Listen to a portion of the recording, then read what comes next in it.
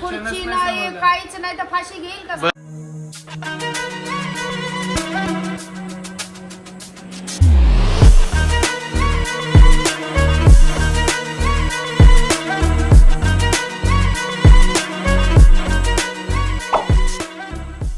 So रात्रीचा 1 वाजलेला आहे.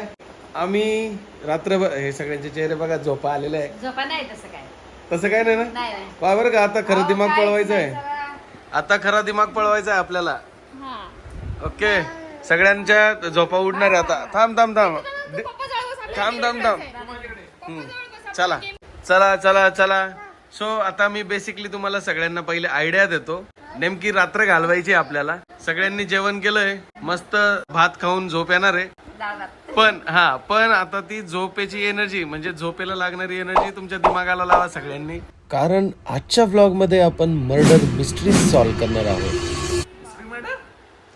हो एकदम बरोबर ऐकलं तुम्ही. आम्ही सगळे डिटेक्टिव्ह आहोत.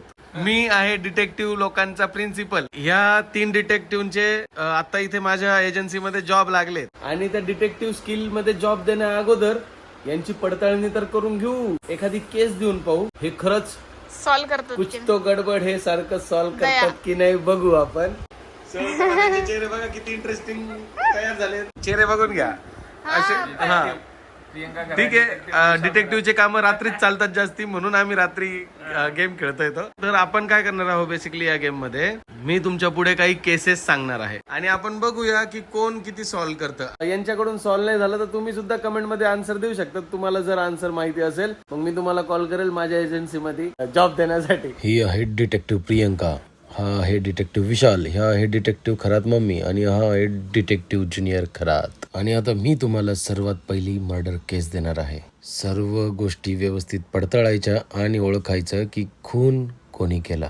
रविवारी सकाळी 7 वाजता एक मोठ्या हवेलीमधल्या श्रीमंत माणसाचा मृतदेह त्याच्या बेडरूममध्ये सापडतो. त्याची बायको खूप घाबरलेली असते आणि ती घाईघाईने पोलिसांना बोलवते.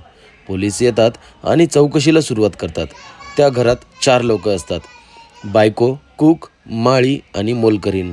पोलीस सगळ्यांना एकत्र आणून विचारपूस करायला लागतात. बायको म्हणते मी रात्रीपासून झोपलेले होते, मला काहीच माहीत नाही. कुक म्हणतो साहेबांसाठी मी स्वयंपाकघरात नाश्ता बनवत होतो. माळी म्हणतो मी बागेत बियाणे लावत होतो आणि मोलकरीण म्हणते मी मुलाला शाळेत सोडायला गेले होते. पोलिसांना काहीतरी संशयास्पद वाटायला लागतं. तर ओळखून दाखवा खुनी कोण असेल. हा थांब तू सांग. तुम्ही सांगा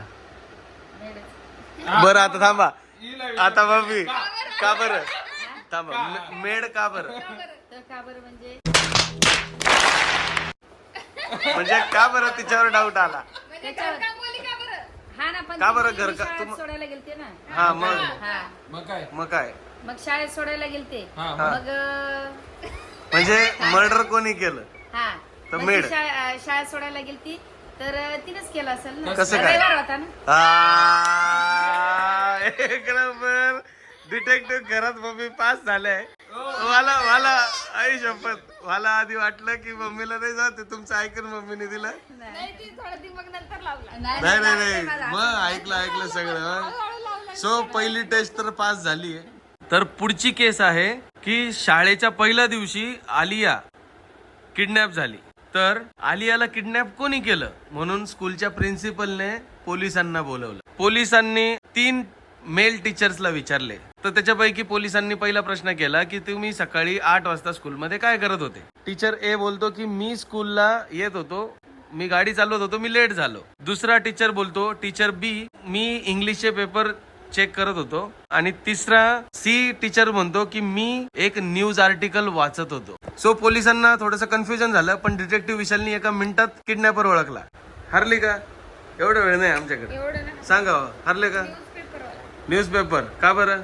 त्यांनी शाळेत कशाला वाचायचं.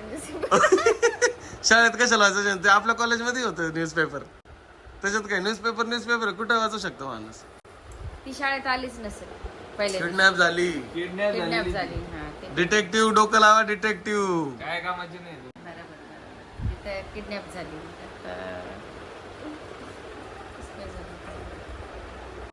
आता विशाल डिटेक्टिव्ह सांगतील कारण त्यांनीच पकडलं होतं. मग सांगा. ऑप्शन बी. काय ऑप्शन बी 2 नंबरचा टीचर जो इंग्लिश पेपर एक्झाम चेक करत होता. एक्झाम पेपर चेक करत होता, कारण की नाही का पहिल्याच दिवशी एक्झाम कोण देतं. क्या बात आहे. बघा डिटेक्टिव्ह विशाललीच ते समजलं. आता मी प्रश्न विचारते. तुझ्याकडे प्रश्न आहे काय? अरे मी एजन्सी वाला आहे. थांबा 2 मिनिटं. मी एक क्वेश्चन करते हा. त्या क्वेश्चनचा आन्सर यांना तुम्हाला पण तुम्ही नाही द्यायचा आन्सर आपण. बरं आम्ही प्रिन्सिपल आहे या डिटेक्टिव्ह एजन्सीचा. एक ना पूर्ण बंद खोली आहे. बापरे. त्याला दरवाजा आहे आणि तो आतमधून लॉक लावलेला आहे. त्याला खिडकी वगैरे काहीच नाही. आणि त्या खोलीमध्ये एक पण सामान नाही, खुर्ची नाही, काही नाही, काहीच नाही आणि उंच आहे. त्या एक माणसाने त्याच्यात फाशी घेतली, आतमधून लॉक लावून घेतलेलं आहे. मग ते आणि खाली नाही का जेव्हा पोलीस येतात ना इन्व्हेस्टिगेशनला, त्या फक्त खाली पाणी पडलेलं दिसतं. मग त्याने फाशी कशी घेतली असेल? तो कशावर उभा राहिला असेल? क्वेश्चन थोडासा चुकलेला आहे तुझा, पण नाही, ठीक बरोबर आहे. राहू दे. आता खुर्ची नाही काहीच नाही तर फाशी घेईल कसं? बरं आता ऐका मी सांगतो तिचा क्वेश्चन सोप्या भाषेत. कसं घेईल फाशी? एक माणूस एका बंद खोलीमध्ये मृत पावलेला आढळतो. हा तर तिथे फक्त ती दोरी दिसती आणि त्यानंतर तिथे असे बळजबरीचे निशाण पण नाही त्याच्या अंगावरती काहीच नाहीये. की असं बळजबरी त्याला कोणी फाशी दिली आहे. आणि पूर्ण रूम रिकामी आहे, न तिथे खुर्ची आहे, न स्टूल आहे, न शिडी आहे, न टेबल आहे, काहीच नाहीये. खिडकी नाही, काहीच नाही. ती रूम पूर्ण क्लीन आहे आणि एका ठिकाणी तिथं थोडंसं पाणी साचलेलं आहे. तर त्या माणसाने सुसाईड केली की त्यांनी त्याचं कोणी मर्डर केलं, हा प्रश्न आहे. आणि त्याने लॉक मधून लावलेलं आहे. हा, लावून आणि पण नाही, असं कुलूप कोणी मधून आहे. लावून जाईन फाशी. टिक टिक 1 नाही नाही त्यामुळे त्याला टिक उत्तर टिक देतो. 2. आता तू सांग. आता डिटेक्टिव्ह विशाल त्या केस मध्ये नव्हते. रूमला दरवाजा नाही ना, आतून लावलेला. आतून लॉक केलंय त्याने आणि त्याला फाशी घ्यायला काहीच और नाही. यहाँ पे खरत मम्मी बहुत ही सोच विचार में डूबते हुए दोरी घेऊन आला तो सोबत. और डिटेक्टिव जूनियर खरत सो गए. दोरी घेऊन आलाय. हा दोरी घेऊन आला होता, आतमधून लॉक केलं. त्याच्याकडे चावी आहे ना पण. हा सगळं त्याच्याकडे आहे. लय मोठ्या प्रश्नात पडले. एवढं डिटेल तुला काय सांगून गेला होता का तो माणूस? काय माहिती आता दरवाजा एवढं हा तो दोरी घेऊन आला होता का? तो विचारतो ती होती, हा आला होता. दोरीला घेतली. अहो फाशी घेतली पण फाशी घ्यायला लटकावं तर लागेल ना. कसं म्हणजे का उडी मारून थोडी जाणार आहे. उडी मारला असतं तर गळ्यावर निशाण आलं असतं ना. तसं दरवाजावर राहिला असं. नाही ना. दरवाजावर कसं राहणार? विषय पाण्याचा. हा खाली फक्त पाणी पडलेलं दिसतं. डिटेक्टिव्ह विशालचं डोकं चालतंय थोडं. थोडं थोडं. नाही तर डोक्यावर पाणी फिरून जाईल. लवकर सांगा. सांगा. तो पाण्यातच उभा असेल. पाण्यात कसं उभं राहील मग? पाणी पडलेलं दिसलं फक्त मध्ये. डिटेक्टिव्ह खरात मम्मी थोड्याशा वीक पडत आहे. बकेट नाहीच आहे ना मध्ये. काहीच नाही मधी, काहीच नाही. पाण्याची बालदी नाही काय? काहीच नाही. हा पाणी कसं बघितलं आलं? किती भारी प्रश्न विचारला मी. पाणी कसं काढलं? सांग. तेवढ्याच जागेत थोडंसं पाणी पडलेलं आहे. असं पण नाही तिथे नळ वगैरे आहे काहीच नाहीये. पूर्ण बंद रूम आहे. बाथरूम नाही, पाऊस काहीच पडत नाही. असं. नाही ना फ्लॅट आहे, चांगला फ्लॅट आहे. बंद खोलीत येतं. कसा प्रश्न पाडला मी सगळं. तुम्हाला पण प्रश्न पडतोय का? तर तुम्ही कमेंट मध्ये उत्तर नाही द्या. पण मी उत्तर देणार आहे. हारले का सांगा. हारले? हारलं. हा, तर तो अरे नाही देवा. का, त्यांनी काय केलं माहिती का, बर्फाचा गोळा घेऊन आला होता. त्याच्यावर उभा राहिला. तो विरगळला तसं ते मेलं. नंतर त्याचं पाणी झालं. समजलं का आता? कळलं का? डिटेक्टिव्ह व्हायचंय, विचार करा. चला आता दुसऱ्या केस कडे जाऊया. चला नेक्स्ट केस बघूया. एक मोस्ट वॉन्टेड क्रिमिनल ज्याला पकडण्यासाठी पोलिसांनी एक सापळा रचला. त्याला जगण्यासाठी त्याच्यासमोर 3 पर्याय पोलिसांनी ठेवले होते. ते म्हणजे 3 दरवाजे. एका दरवाजा मागे होते एन्काउंटर स्पेशलिस्ट सगळे पोलीस जे त्याला जागीच ठार मारणार होते. दुसऱ्या दरवाजा मागे होते त्याचे विरोधी दुश्मन जे की त्याला जागीच ठार मारण्याचा प्रयत्न करत होते. आणि तिसऱ्या दरवाजाच्या मागे होते 3 महिन्यापासून भुके असलेले 10 वाघ जे की दरवाजा उघडताच त्यांना जे भेटेल ते खायला तयार होते. आता सांगा त्याला जर जगायचं असेल तर त्यांनी कोणता दरवाजा सिलेक्ट केला पाहिजे आणि तो त्याचा जीव वाचवू शकतो? एक गोळीचा होता. 2 गोळ्यांचे एक शेर होता आणि एक त्याचे दुश्मनवाला होता. हा. दुश्मनवाल्यापासून दुश्मनवाल्यांनीच मारलं ना. तो 2 नंबर मधूनच गेला. 2 नंबर. पण असा कोणता दरवाजा आहे जो तिसरा कुठला होता? तिसऱ्या याच्यात भुकेले वाघ होते? भुकेले वाघ होते. वाघ मधूनच वाचलं असतं. कस काय वाचला असता? दरवाज्यात कसं लावायचं वाघांना? ते पिंजऱ्यात ठेवायचं.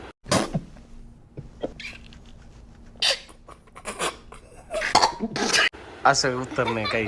आता ते होते तर होते. एक दुश्मनाचा होता, एक भुकेल्याचा होता आणि अजून एक गोळी मारणार. एक पोलिसांचा होता ज्यांना डायरेक्ट एन्काउंटर करायचं होतं. 2 नंबरचा दरवाजा त्या गुंडांचा होता जे त्याचे दुश्मन होते, सगळ्यांनी त्याला मारणार होते. आणि 3रा दरवाजा होता जो 3 महिन्यापासून भुकेले वाघ येतात खूप सारे, एक नाही खूप सारे. पोलिसापासून वाचला असता. तुला काय वाटतं? मला वाटतं त्यांनी दोन्ही दरवाजे खोलले पाहिजे. एकच दरवाजाची चॉईस होती, मेला ना तो. कस काय 2 खोलेल तर? पोलिसापासून वाचला. पोलिसांपासून वाचलं असतं कारण इथे फाशी सगळं कोणाला भेटत नाही. हा. हो, बहुत बडी बात केली तुम लोक. जेलमध्ये ठेवलं असतं आणि मस्त बरं ठीक आहे, तुम्ही तिघ मारणार होते ना डायरेक्ट. तुम्ही तिघे हारले. त्यांना एन्काउंटरची ऑर्डर होती तर एन्काउंटरच करतात ते. 3ऱ्या दरवाजातच वाचला असता तो. कसं मी तर तिसरंच सांगितलं. पण तुला उत्तर नाही माहिती. कसं कसं? ठीक आहे, 3 महिने वाघ जर उपाशी राहिले तर ते मरतील ना. त्याच्यावर तर कसे राहतील? हे तिला त्याला होती, तुला तुझ्याकडे तुला काय? ते वाघ आहे ते जब पिंजऱ्यात राहतील मी उत्तर दिलं वाघ म्हणून ते reason असं नाही थोडी कळलं आहे, मला. असं थोडी राहत. पहिले ना आपण दोघं मग तू तुक्का मारलाय, केस नाही चाल केली. बरोबर. मग प्रश्न व्यवस्थित समजून घ्यावा लागेल. हा, मग याच्यात तेच राहतं, पहिले समजून घ्यायचं राहतं शब्दन शब्द. So चला आता नेक्स्ट शेवटचा क्वेश्चन, कारण सगळ्यांचे दिमाग तुरंबळलेले दिसत आहेत मला एकदा. आता शेवटचा प्रश्न खूप इंटरेस्टिंग आहे पण, आणि याचा आन्सर ऑडियन्सने पण द्या. डिटेक्टिव्ह खरात मम्मी एक केस सॉल्व्ह करता आणि त्या कामावर हसताय. केस सॉल्व्ह झाली बरोबर हसताय की केस सॉल्व्ह होणार नाही आता बरोबर हसताय? पहिलं याचं होतं वागायचं की वाघ कधी शिकार करतच नाही. हा, तो एक प्रश्न बरोबर होता. वाघ किती असले तर वाघ शिकार करत नाही, हमेशा वाघीने शिकार करते. नाही नाही, असं काही नाही. वाघासमोर कोणी गेलं तरी वाघ फाडतं. लय फाडतं वाघ. एक वाघ नव्हता, खूप सारे वाघ होते ते सांगतोय. जास्त करून वाघीने शिकार करते. नाही नाही असं नाही. बरं आता डिटेक्टिव्ह खरंच मम्मींनी एक केस सॉल्व्ह केली आहे. त्या केस मध्ये काय झालेलं, एक आहे ना कुख्यात गुंड एका जंगलात जाऊन लपून बसतो एका गुफेमध्ये. पण तिथे खरात मम्मी जाऊन उभ्या राहतात. ते ओळखतात हा कुठं आहे म्हणून आणि ते पकडतात त्याला. पण तो ज्या गुफेत असतो ना, ती गुफा लॉक असती अलिबाबाच्या दरवाजाने. ती उघडण्यासाठी जसं अलिबाबाचा दरवाजा उघडायला काय म्हणावं लागायचं? काहीतरी बोलावं लागायचं. काय बोलायला लागायचं? खुलजा सिमसिम. इथंही असंच होतं. ते एक प्रश्न विचारायची ती गुफा आणि उत्तर दिलं तरच तो दरवाजा उघडेल. तर तिथं प्रश्न असा विचारला होता, तुम्ही त्याला कितीही सांगा येऊ नको तरी तो येणारच, आणि तुम्ही त्याला सांगा की जाऊ नको तरी तो जाणारच. सांगा पाहू मी कोण? हा येतं त्याने हातवर करा, डायरेक्ट सांगू नका. बापरे, विशालने तुला डेंजर डोळे केले. तुम्ही सांगता येतो. हा, एक अशी गोष्ट आहे जी तुम्ही बोलतात येऊ नको तरी ते येतं, नंतर आलंच आहे तर तुम्ही म्हणतात जाऊ नको तरी ते जातं. तर असं काय काय नाही? दरवाजाचा काय संबंध आला? डिटेक्टिव्ह तुम्ही लय डेंजर आहे. तुम्ही फक्त प्रश्न विचारायला डिटेक्टिव्ह आहे. पण नाही, सावली पण नाही. आपण बोलत नाही. वो बुलाती है मगर जाने का नहीं. ओ स्त्री कला. वो स्त्री कला ना, कुछ भी है, कुछ भी. सोचो सोचो क्या वो पेड़ है चादर ओढे या खडा कोई. गणपती बाप्पा नाही ना? गणपती बाप्पांचा काय संबंध आला?